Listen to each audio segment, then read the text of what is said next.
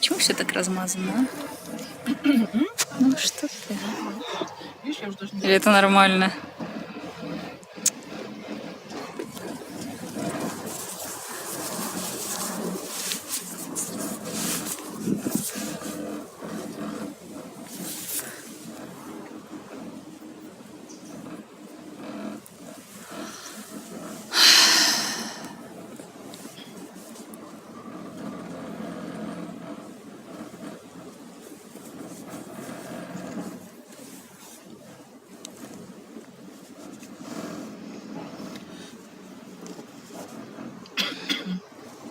Продолжение тропы строить.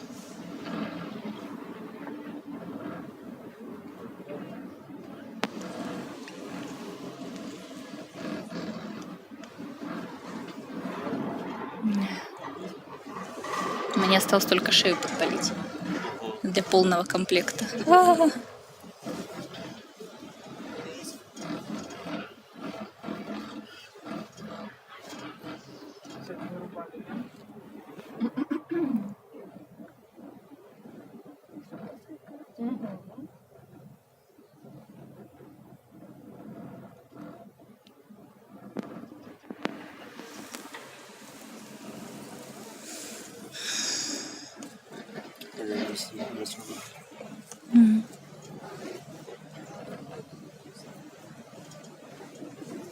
По-моему, вниз смотреть не интереснее.